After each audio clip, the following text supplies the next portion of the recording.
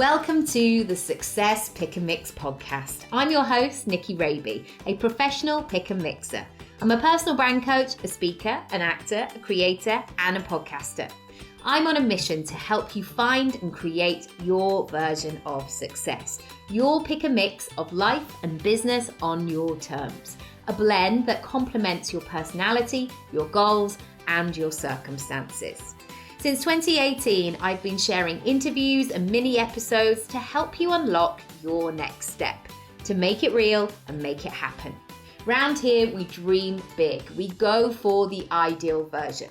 We talk about money and make moves our future selves would be proud of. This podcast is free and available for you whenever you need it. So do rate, review, and subscribe for new episodes. If you want to go deeper with my support, check out my freebies house and unlock the rooms you choose. nickyraby.com/freebies house. I also have workshops, programs, and one-on-one bespoke offerings. For prices and availability, go to nickyraby.com. Thank you, as always, for spending some time with me and my guests. Now, on to today's episode.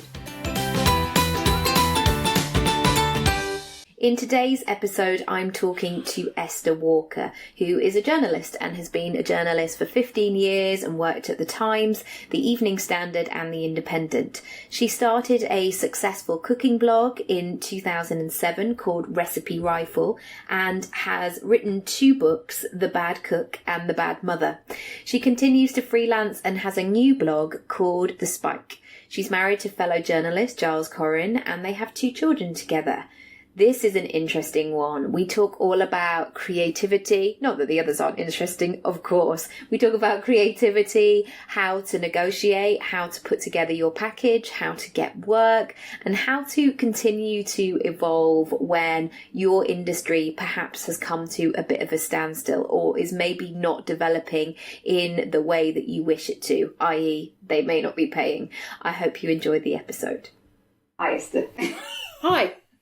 How are you? Yeah, fine. Are we on? Yeah, great. Hello. Hello. So, what's your name and where do you come from? What do you do? I can't remember. No, my name is a bit confusing because I was born Esther Walker, but my name is now Esther Coren, technically on my passport.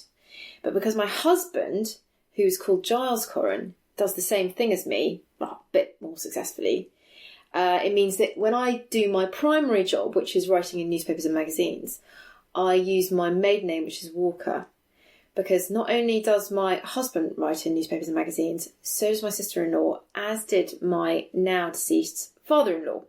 So there are too many Corens in newspapers. So in newspapers and magazines, I am still Esther Walker, but on everywhere else, including Instagram, I'm Esther Coren. So I don't really know what my name is, but I come from Golders Green in London, and I now live in Kentish Town in London, so I didn't get very far. But that's who I am. And what do I do? That's another tricky question. I trained, in inverted commas, as a journalist, and I was a journalist and features writer for from about 2003 until about 2007 or 8. I can't remember when I left. I stormed out when I left. Enough is enough. In a fury. I worked for The Times, I worked for The Evening Standard, I worked for The Independent, and then about 2007-8 I went freelance. Just as Lehman Brothers collapsed, which was a super smart move. And then I've been freelance ever since. And what I do now, it's kind of up for grabs, really. I'm not totally sure. It's good though. We can totally reinvent our careers and see what comes. Yeah. So we first got chatting because it was International Women's Day and I wanted to talk about money and like how you navigate this freelance career and you put together your offering and you get paid for it. So I guess how originally did you get work? How did you first get your foot in the door? Do you mean when I left university or when I left? Because when I left, I left university, I did a degree in English literature and I worked at university. I was very, very unhappy at university. I hated it. Bristol University.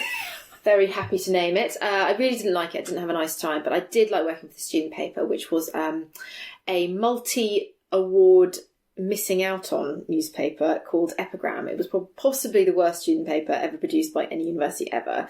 But they were incredibly sweet people. I loved them all. I had such a lot. Actually, no, they weren't sweet. They were awful.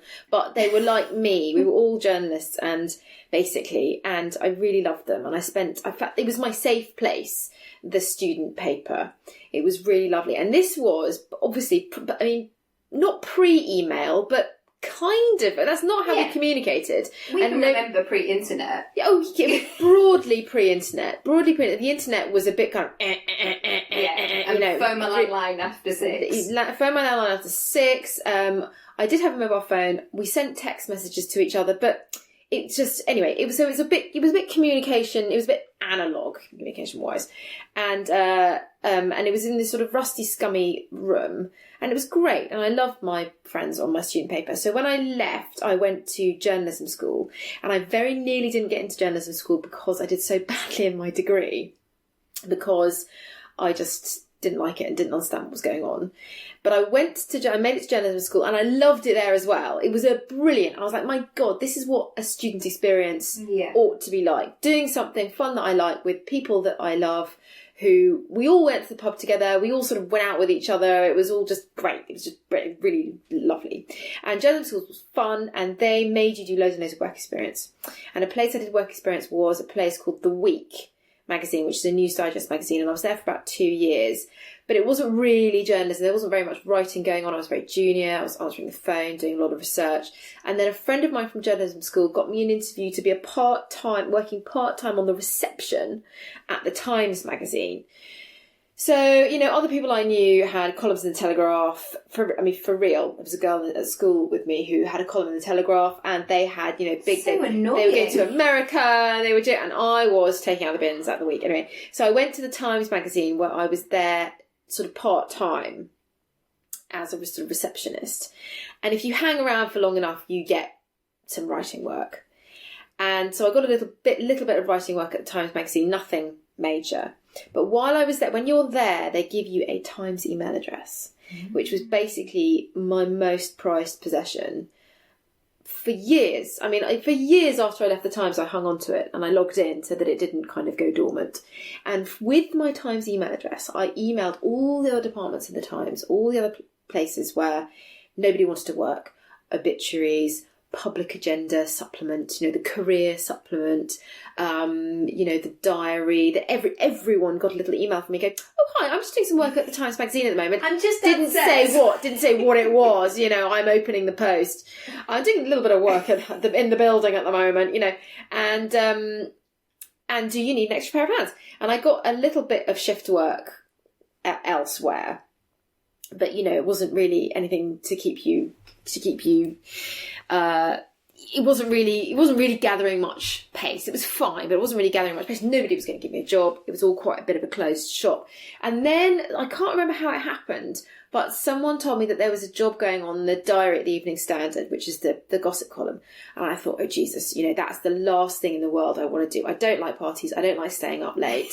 I do not want to do that job. Can I Skype in? Or Skype even invented? No Skype. No. And so excuse me. I don't know why I just yawned. I feel like I'm not bored at all or tired. I just had a really random little yawn. No, staying up late. Yes, I think it was. I think you're absolutely totally correct. So I did a couple of shifts on the Evening Standard diary, and they gave me a job. And I think I hated staying up late so much that I would really go hard to get a story so that I could go home, right, basically. So I did that for 2 years, and then I met my husband. When I was 27, I met my husband, who is also a journalist. And I couldn't really do that job and, have this boyfriend, because it just, being a diary girl and being in a relationship, they don't go that well together. And also my husband had lots and lots and lots of famous friends. So it was very difficult for me to hang out with my husband and his famous friends and also work for a gossip column. It just wasn't going to work. And also, I was nearly 30. Nothing sadder than a 30-year-old party girl, do you know what I mean? So I just thought, okay, hi guys! Yeah, exactly. It's me and my Zimmer frame. So I thought this is a bit undignified. I don't want to do this anymore. And then I can't remember how it happened, but I got a job as a features writer on The Independent, which was awful. It was the closest thing I hope I will ever get to working in a factory. It was not journalism as far as I can see. It was copying things off Wikipedia. It was miserable. So after a year of moaning, my husband just said, well, just leave. It's fine, just leave. I can't bear to listen to you moaning about it anymore. So just leave. And I left. It's awful, isn't it? When you're in that thing, like, how am I ever going to get out of this? It's taking over my life. It was terrible. And so I left. I moved in with my boyfriend, who later became a husband. And that was that. So from all of that time, I was paid a kind of normal journalist salary, which was sort of not very much. And then I left, and my income obviously just went through the floor because I was earning nothing, and it was the recession, and I had no work. And luckily, my husband is very, very nice and very, very generous, and didn't say, you're not contributing anything. So I had a long, and part of me thinks that had he been a bit tougher on me financially, I might have got myself together a bit quicker. On the other hand, there wasn't terribly much I could do about it. Instagram and all those opportunities hadn't come along yet. There was no money in Lehman Brothers had collapsed. It was a massive recession. I remember it well with acting. It was literally like, oh, you've had one audition this year. Oh, great. Okay. No money. No one was making anything. There's no advertising. Nothing. I managed to scrape a few bits together here and there, and it was kind of fine. It was I emailed everybody, had loads of ideas, which I hate having ideas for newspapers because it's just they always say no. I mean, I've got no idea what is on a commissioning editor's mind. You don't have a clue. And also, if you're a bit new or if you sound a little bit desperate, they always want to send you for like a vaginal steaming or something. They want to see I've just had one. What they can get you. Yeah, just had one this morning. You know what? Put one out. I'm sorted. Actually, I'm steamed up. I went for Easy Living magazine, another magazine that folded. I went and had I think it was about 9 months after I had my first baby, Kitty. I agreed to go and have some nude photos taken for Easy Living magazine. Did you? Did. And they, she did her best, but I just had a baby, and yeah, I'm quite glad they're not on the internet. Right. Yeah. But it was funny. I wrote a funny piece about how, I wrote a funny piece. I was pleased with the piece. The pictures were a bit thing. But, and that is the way that newspapers and magazines have gone a bit recently. If they're not gonna, they want blood on the floor every day. They want, I'm an alcoholic right now. Look at my mess of my life. Right. In the Times magazine this weekend, there was a wonderful woman talking about dating in her 50s, but it was very explicit. It really was. That is what they're looking for. Yeah. For a jobbing hack like me, and even back then, it wasn't really, the work was kind of coming in, but financially it was a pittance, I mean, really, really, really. Especially because you're really good at what you do. It's important. That's the other thing. The other thing was, am I missing something here? Am I actually not a good writer? Or, what's going on? And then that continued, for really some time, and really until really quite recently, getting the money together has been really, really hard.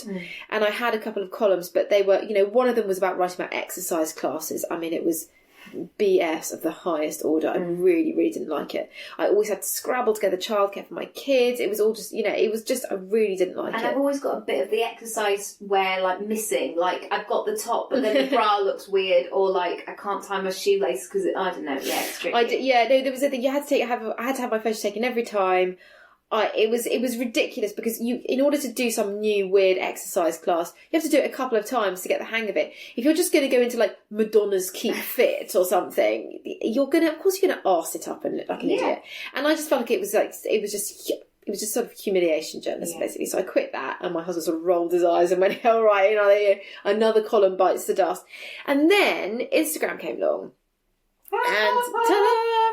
And Instagram was, as I said to you before, as a private punter, Instagram made me feel quite depressed because I just thought, what is this for? What is this? I'm being, it was nice seeing, but my sister lives in Oxford. It was nice seeing pictures of her kids regularly, and it was great. But there was quite a lot of stuff on there that made me think, and you can lose yourself in Instagram quite easily. So I would kind of lose myself in the Instagram tunnel. The scroll hole.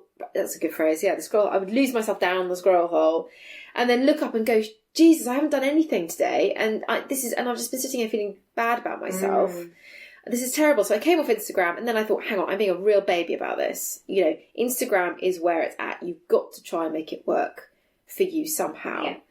And I'm quite lucky in that technically I'm a journalist. So I can go on there and not say I'm just some person who's on Instagram and why should you, I'm a journalist. Yeah. This is what I do. I write about this and that and the other, and I do this, and I work for these newspapers, and I do this. I'm not saying the people who aren't journalists aren't valid. Yeah. But I think it's harder. Right. I think it's a bit harder to get a kind of to kind of place yourself in what it is that you do. So like all marketing with Instagram, half of it works and half of it doesn't work, and you don't know which half. And we don't know what the rules are. It's all a bit trial and error. Yeah, totally. And I'm not a millennial in the sense that I didn't grow up with the internet. But I am in that I just sort of am. I'm just on that cusp. I'm 38 this year. Yeah. And I think it was sort of technically really technically millennial is 81. And I'm 80. I'm 81, yeah. So, so it kind of, where is it? Remember the times before. Exactly. So, as far as I was concerned, when I got into this, I was going to be a journalist, I was going to get a job in the newspaper, I was going to be a kick-ass editor, and that's how it was going to be. And then you just go, actually, it's not going to be like that. You have to have all kinds of side hustles going on in order to make a living. And once I got my head around that, it was, I just went, oh my God, this is obvious. This is what everybody's doing. Nobody just goes and works in the Foreign Office and has a job for life. No. Forever. Thank God. That isn't, I know, and also thank God, because I did, the times when I've had a steady job, after about 2 years, I thought I was going to go mad. Yeah. What, this crap for the next 25 years? Right. No, thanks. And also with kids, if you can make it work, so you're around for your kids, if that's what you want, something like Instagram is amazing. Yeah. When you say Instagram pays you, how does that work? Well, there are loads of different ways that Instagram works for me. One of them is affiliate marketing, which, if you don't know, is where links on my blog to certain things that you can buy are, if you buy them, I get a percentage of your basket. You don't give me the money, the brand gives me the money. And you don't have to. You don't have to buy something off my blog. You can go and buy something off someone else's blog. But I found in discussions with my readers, they said, we want you to keep doing the blog. We don't mind paying a subscription service, paying a membership thing. You could sell t-shirts. And I just thought, nah, do you know what? Yeah. As long as, if you're cool with affiliate marketing, I'm cool with it too. And also, if you don't do that, you're kind of missing a trick, because pulling together the blog, it takes time. Getting the photo lined up, doing the links, using your experience and your expertise, you're bringing a lot to the table as well. So if there's a way that you can make money, then that's totally fine. It can just pay for itself, really. Yeah. And also the other great thing about affiliate marketing now, coming into it now, is that everybody's on board. So it's not a thing where I'm like, oh right, well I'm only going to promote these 3 brands because they're only doing anything. Yeah. Oh God, I'm going to have to buy a toolbox. Yeah, exactly. Yeah, exactly. Wix are really on board with affiliate marketing. No, it's everyone. So anything that you like, you can link it either with AWIN or Reward Style, which are the 2 programs that I'm on. So that you don't have, there's no thing where you are, biased one way or the other. Everybody's at it. So that's fine. And I like talking about products, and I like talking about shopping, and my readers like it too, and it's a nice conversation. I am always really careful as well to make sure that I'm providing some kind of other value on the blog, though. I write a lot about myself. I give a lot of, there's a lot of me in there. It's very personal. Yes. So, and I think that's really important. If you're going to be selling things to people, you have to give value as well. Yes. And the same applies to Instagram. If you're going to use Instagram primarily as a marketing tool, marketing yourself, marketing your blog, it can't just be, I quite like this sweater. Somebody sent it to me. Full stop. Yeah. It's got to be, this is me, here's my day, these are my problems, maybe these are your problems too. Yes. Let's chat about it. And that has to be genuine, because readers they're not stupid. How do you find that balance between being personal and sharing who you are without selling your soul? Or do you have your own set of rules of I talk about this, but I don't talk about that, even if they're just internal with you?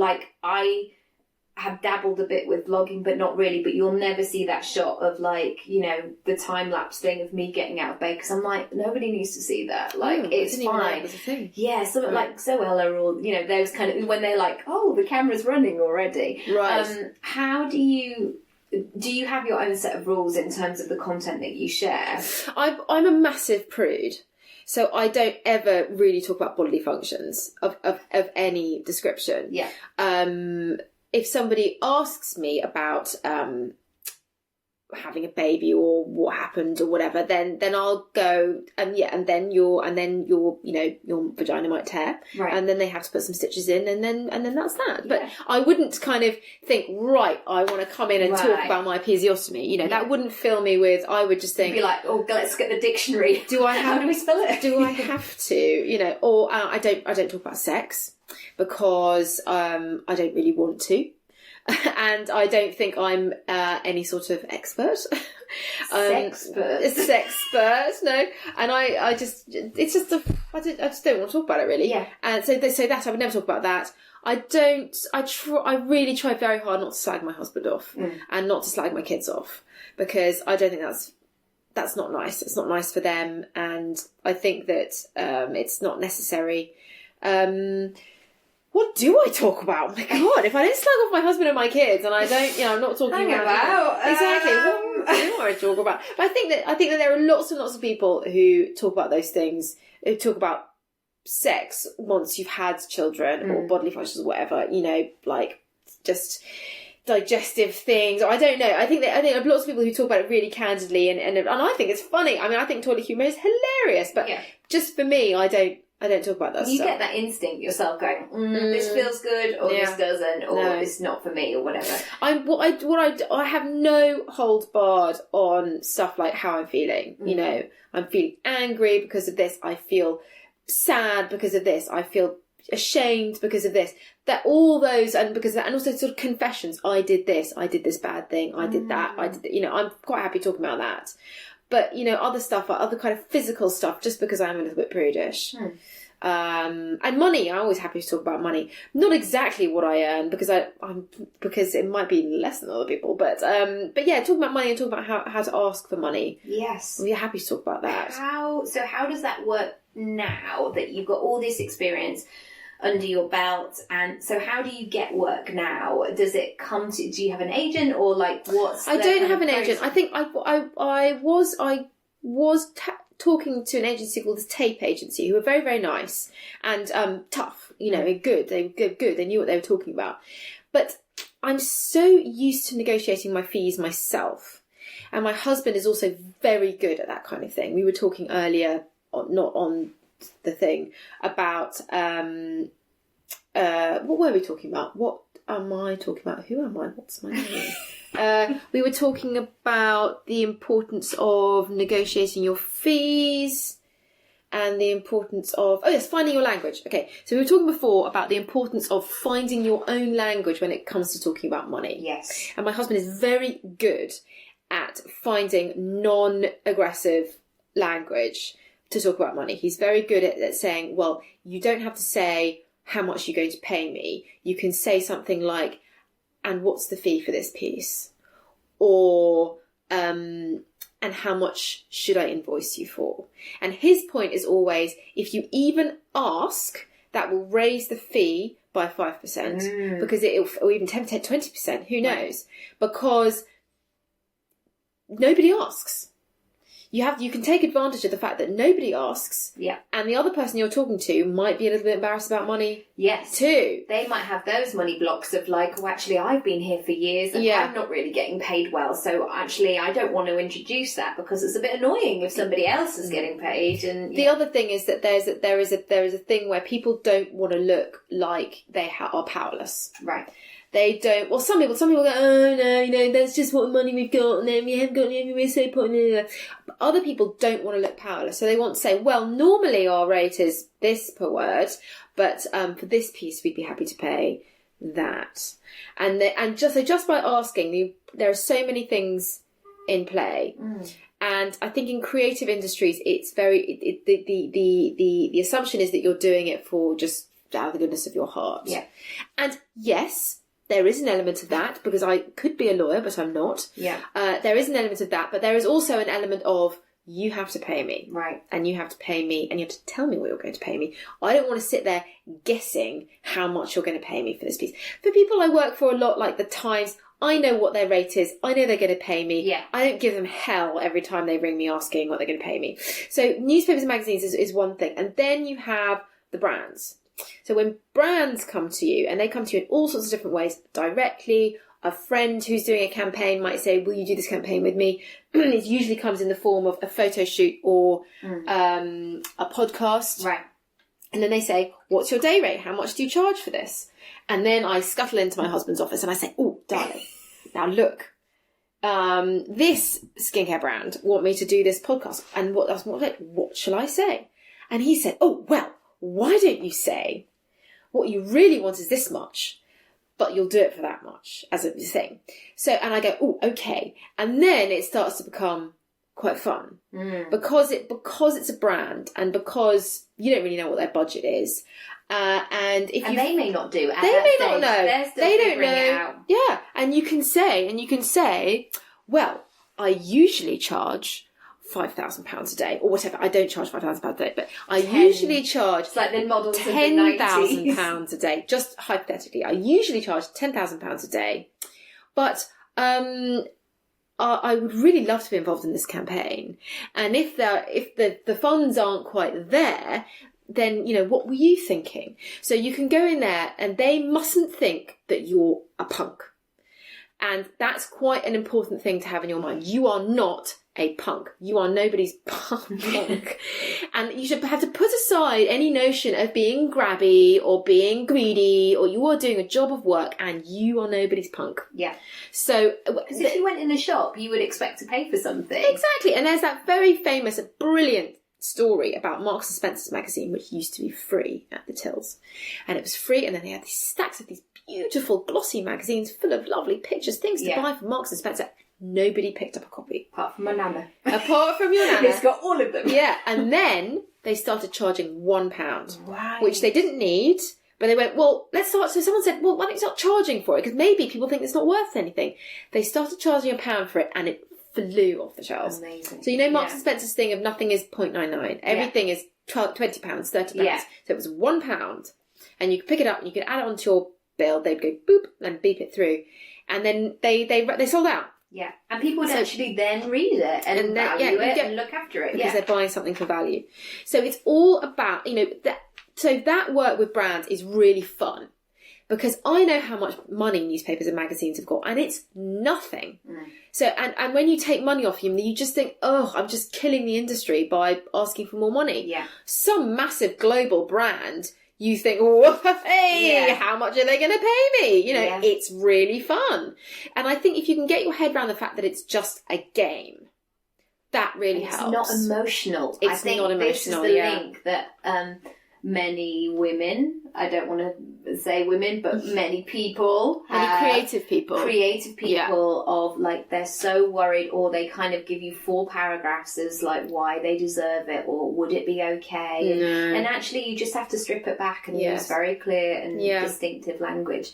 How important has it been for you to have your blog and like showing the evidence that you're really good at what you do, rather than kind of sitting in this limbo land of waiting for somebody to give you permission to, because I think that sometimes where it's almost like you have to make it first, and not make it, but like make the project, and then people go, oh lovely, we want more of that. Can you do that? Rather than going, why is the phone not ringing? How has that process been? Well, there are those wonderful girls, those sisters, who write those hilarious songs, and they're taken up by Nationwide or something. So they've been doing that for ages. Right. And then someone spotted them and went, sorry, can we just pay you millions and billions of pounds to do it? And the Nationwide, and they were like, oh yeah, okay, yeah. Yes. So yeah, definitely there is an element and of I can move out of my tent that I've been living in for the last 15 years. Stop sleeping in my car. Thank you. Yeah. It's been fine though, I've really enjoyed it. Yeah. But there is an element of, build it and they will come kind of thing. Yeah, definitely. I mean, Recipe Rifle, which was the blog I did before, which was also really popular, but there just weren't any, at that point, it wasn't the kind of blog where they were really marketing and kind of, what's the word? It weren't a project, really. It wasn't like a project. It was very, very emotional. I was having a baby and I was having a thing and it was a nightmare. So the affiliate market, it wasn't very lifestyle. Yeah. I mean, the blog I have now isn't that lifestyle, but it's much more lifestyle than Recipe Rifle, which was recipes and me having a big old whinge. It was incredibly popular. People loved it. But that's because I was giving them a piece of my soul every single day. And they were sitting on their kitchen floor crying a lot. Yeah, exactly. Okay, so that had to go. So it's still available, recipirifle.blogspot.com. But I moved on to something a bit more straightforward. So it's very much an ongoing project from that, because I've carried over lots of readers from Recipe Rifle to The Spike. Yeah. And I think people know me really, really well, and they really trust me. So, and that's so important. Yeah. So basically, knowing me and trusting, because I've been doing this for years. Yeah. I mean, there are readers who've been with me since before Kitty was born. Wow. So, and Kitty is the same age as some bloggers, frankly, these days. I mean, she's 7. She's like, she doesn't have a brand. She doesn't have a brand yet. But she's available. She is available. She's at school right now, but otherwise she's available. But Easter is coming. But some of these sort of Instagram people, they're really not much older than her. They're 18, 19, 20. Those kids that were on Ellen, I don't know if you remember them. No. They were doing Nicki Minaj, and there's this girl from Essex, and suddenly with her little sister or cousin Rosie, and they suddenly they're international. They've got an album, 5 albums. They're doing their memoir. I first found that. No, it's crazy. So they are really young, and so the thing that you feel maybe a bit defensive about, I've been kicking around the block for quite a long time. I'm 37. That's a good thing. And you can turn it to your advantage, because they are, their brands appeal to, for example, Max Factor, a campaign I joined in on, not paid. But I joined in. They gave me lots and lots and lots of free makeup, which I thought was perfectly fine. And their new campaign is directly marketed at women between the ages of about 35 and about 60. Brilliant. Which is really, really unusual for a massive makeup brand. They were sold by Procter & Gamble, and they were bought by Coty, which is a huge, huge company. And they're relaunching, directed at this age group, which actually I don't think any makeup brand has explicitly done. No. I think there are some makeup brands that sort of assume that their market is a little bit older, like Chanel, Boots, so YSL or something, just because they're more expensive and they're a bit more sort of grown up. But Max Factor is a mid-priced brand. They're not going for Madame Pompidou, who's got $1 million. They are going for you and me. We're 35. I'm 37. I'm not going to go to NARS or MAC and have those girls paint my eyelids yellow or whatever. I just want something that's going to make me look a little bit less haggard in the morning. Right. And Max Factor is it. Easy. Yeah. So my demographic, the demographic that I am, 37, 2 children, whatever, this life stage, this is a group of people that brands have decided is worth marketing to. Oh, yeah. And they're worth marketing at. Hitherto, they haven't bothered, because people my age in my life stage haven't got any money because they spend it all on their children. Yeah. And I don't know if the same thing is true. What? It's so expensive, children. I know. So I don't know beyond that what has changed, but certainly lots of brands have now decided that we are a demographic that's worth marketing to. Yeah, and we're sitting on our phones looking at all this stuff. Exactly. Buying it from there. And they've also decided, or maybe they've just decided that whatever money this age group are going to spend, they want it. Yeah. They want to have it. So they are much more open to marketing directly to this age group, rather than just constantly marketing to teenagers.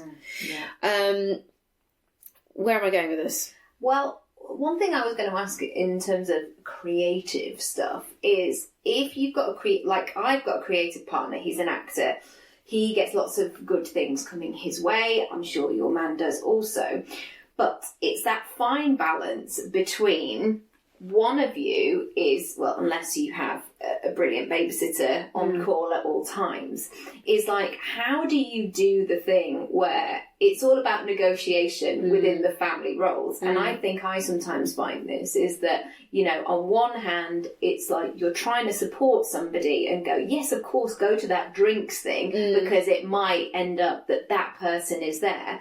But also, keeping things ticking over. So I guess, how, for you personally, do you decide what you want to do or what you don't, or what is a good opportunity or has longevity, or something just might be fun? Like, I think things are moving very quickly now. Everything moves very fast. Everything moves much faster. I'm a little bit more tough on my husband now, and I say, I've got to go to this thing. Yeah. Because everything is worth going to. I mean, within reason. But basically, you never know who you're going to meet. You don't know who you're going to meet. I've got something out of everything that I've gone to in the last 6 months. Absolutely everything. And you do have to. And at the beginning, it is a little bit difficult. There are all these, a room full of really major Instagrammers is quite intimidating. Because they do all tend to be quite shy. So they can be quite a little bit difficult to get to know. But I got to know one called Kat Farmer, who does, she runs an Instagram thing called Does My Bum Look 40? Right. And she's incredibly nice. And very just lovely, and she's at all of these big events, and she's also handily incredibly tall, so you can always find her. And she is always, I try not to cling to her too much, but she's certainly somebody who you can go hi, and she goes, oh hi. Right. She loves everybody loves her. There's no element of you can't sit with me, even though she's in the Instagram sort of world, she's incredibly famous. Everybody knows who she is. She's delightful. She's smiling. It's so scary walking into a room. You feel like everybody knows each other, everybody's connected, everybody knows why they're there, and you're kind of I can't look at my phone anymore. And I don't do that Instagram thing of sisters. I don't do a lot of that, because I'm not like that. Yeah. They're all charming. I haven't met one I didn't like. But that sort of big groups of it, I think for my readers, and it's a little bit alienating, because they think, oh God, all these Instagram people, they all know each other, and I'm on the outside looking in. I feel like that, so I don't want to make my readers feel like that. So I do that very rarely, and I don't make a big thing of constantly name checking other Instagrammers and bloggers, because even though in terms of your numbers it's really good, I think there's more to it than that. Yeah. And I want to feel like my readers are with me pressing. I want them to feel like we're all pressing our noses up against the window together. Yeah. Not I'm suddenly on the inside and they're still on the outside. Exactly. And exactly. Yeah. So you have to be really, really, really careful. I mean, as an Instagrammer in my position where I'm starting to be invited to really big things, you've got to really make sure that everybody feels included at the same time. So but everything I go to is great. Everything I go to, there's a new opportunity. Another girl who's been incredibly lovely and helpful to me is a girl called Anna Hart, who runs a social media company called One Roof Social. Not totally sure what it does, but I don't really understand. She's a proper millennial. I mean, she's really she's got it all. She's really, really, really smart and incredibly nice, and it's been very, very helpful to me. But it is all about, and I've been to a thing with her, and I've been to everything you go to is good. So I can say to my husband, no, I really want to go to this thing. Yes. Yeah. I've got to go. And my husband's brilliant anyway. He does bath time every single night, unless there is a major reason why he can't. Yeah, exactly. No, just send Oscar over. It's fine. Yeah. He'll just once you've got two, you might as well have three. Yeah, fine. So he's very good. He always knows that bus route so well. He does bath time every night unless he's away or unless something else has come up. So it doesn't clash too much, but I feel a little, if I'm going out in the evening, I feel a little wrench as I leave my husband there with his lonely dinner.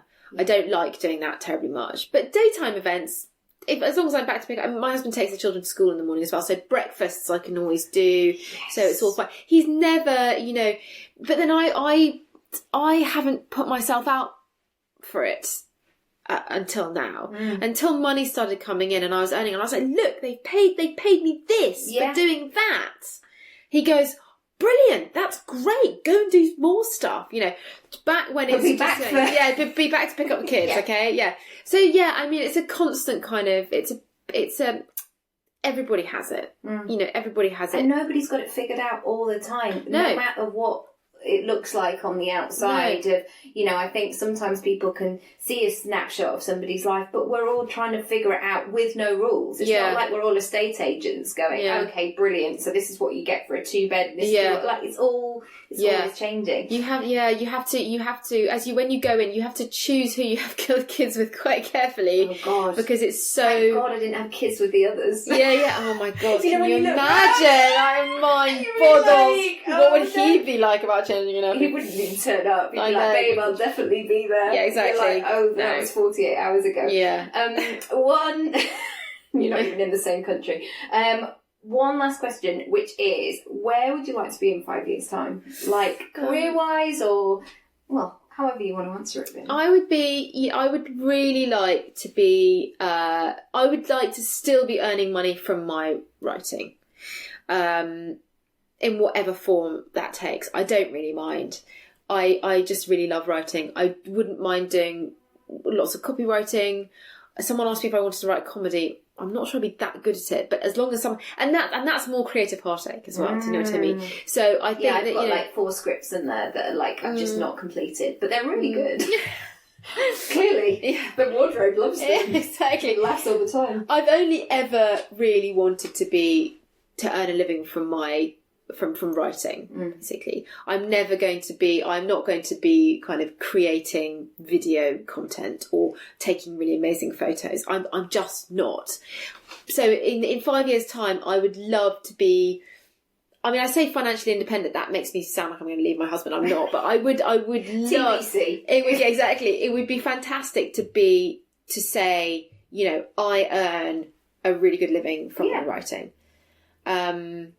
And actually not many people can say that. And I certainly haven't been able to say that for a while. And so, in the next 5 years, that would be really great.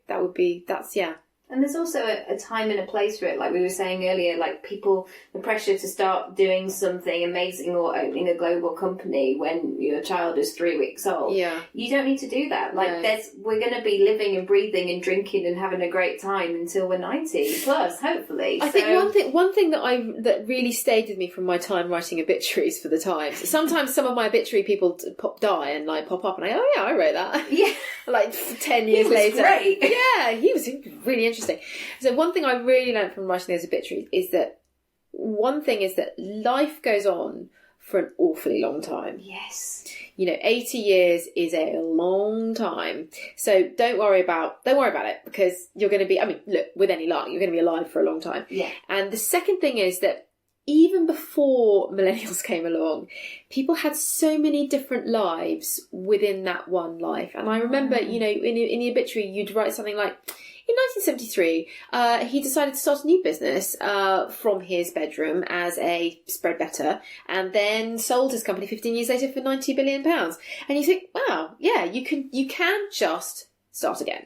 Yeah. And I think starting again kind of, I mean, you know, not everybody is lucky enough to be able to do that financially. But if you can just say, I don't want to do this anymore, you should, because life just goes on and on and on and on. And on and on and on. And if you have that mindset of like, you know what, I'm going to figure this out, because the alternative of sitting at this desk, sitting here doing something I hate, not seeing my kids, you know, whatever it might be, like you find a way, don't you? Yeah, and I think that, you know, people are very down on the internet, and I think there are lots of bad things about it, but the internet and stuff like Instagram, the opportunities are, you know, the world is literally your oyster. Yeah. Or not literally. Oysters are disgusting. I'm not sure. If people want to find more about you, where shall they go? Oh, primarily you should head straight to The Spike on thespike.wordpress.com. Also on Instagram at Esther M. Coren. M for mother, Esther M. Coren on Instagram. And then confusingly on Twitter, not on Twitter very much, I'm at Esther Walker. Or you can come to my house. No, I'm only joking. I'm joking. I'm going to tell you where I live. Open house. Yeah, party, exactly. party. You know, when you see here, like, the class above at school, they're having a house, but the parents are away this weekend. Thank you. No, don't come around. No, exactly. Ever. Unless you bring snacks. Thank you. You're welcome. You. No problem.